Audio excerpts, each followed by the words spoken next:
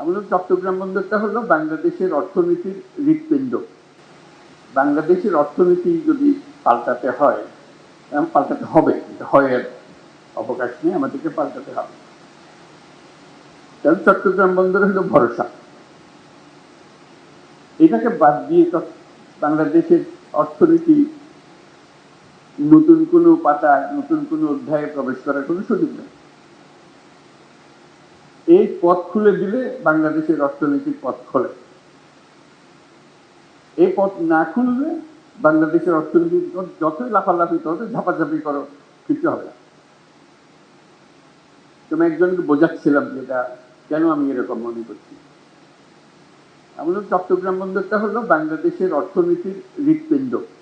এই হৃৎপিণ্ড যদি দুর্বল হয়, তুমি ডাক্তার বৈদ্য সবকিছু আনো, মেরামত হবে, কিন্তু চলে না।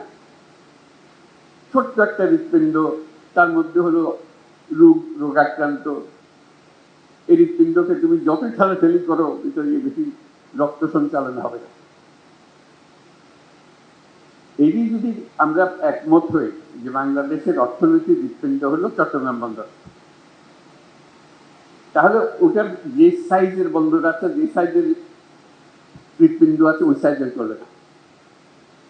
এই হৃৎপিণ্ড বিশ্ব সাইজের হৃৎপিণ্ড করতে হবে, তাহলে এটা পাম্প হবে, সেটা সারা বাংলাদেশ জুড়ে সেটা সচল হবে।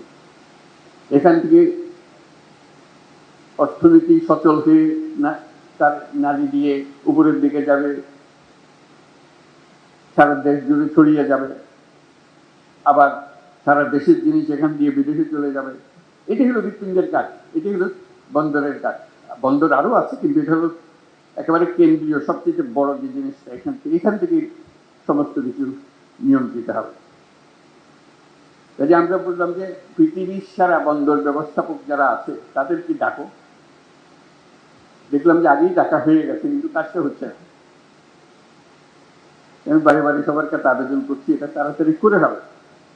যত দিন যাবে আমরা এই হৃৎপিণ্ডকে আর ওইভাবে স্থাপন করতে পারবো না। আমাদের যে সুযোগ আছে, এই সুযোগে আমরা হৃৎপিণ্ডকে ওই সাইজের, যে সাইজে আমরা কল্পনা করি বাংলাদেশের অর্থনীতি দাঁড়াবে, বাংলাদেশের ভবিষ্যৎ পরিবর্তন হয়ে যাবে, এটা পরিবর্তন না করে বাংলাদেশের কোনো অর্থনৈতিক পরিবর্তন সম্ভব না।